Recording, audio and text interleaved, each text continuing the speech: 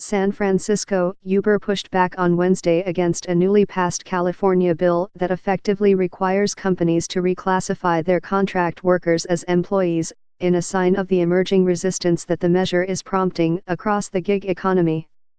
Tony West, Uber's chief legal officer, said in a news conference that the ride-hailing company would not treat its drivers, who are independent contractors, as employees under the California bill.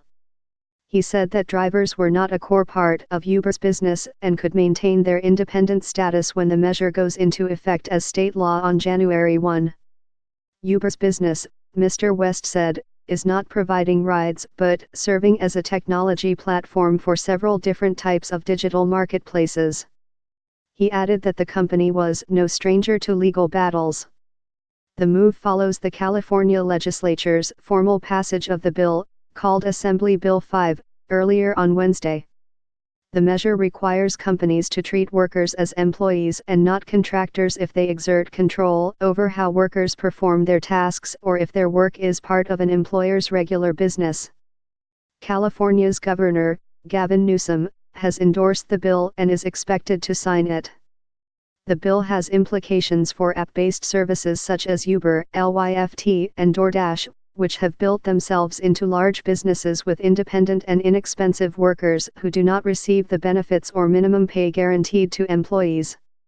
California has at least 1 million people who work as contractors and who may be affected by the measure. Apart from ride-hailing and food delivery drivers, those include nail salon workers, janitors, construction workers, and others. Under the bill, companies must consider a three-prong test when classifying a worker. That includes weighing how much a company directs the worker's tasks and how much of the work is part of the company's main business. Just because the test is hard doesn't mean that we will not be able to pass it, Mr. West said.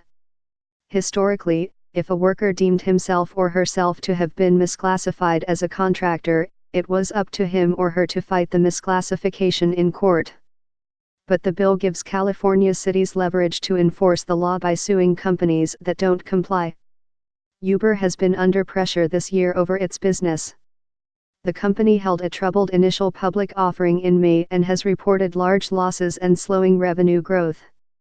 Dara Khosrowshahi, Uber's chief executive, has laid off hundreds of employees in recent months in an effort to cut costs, including on Tuesday.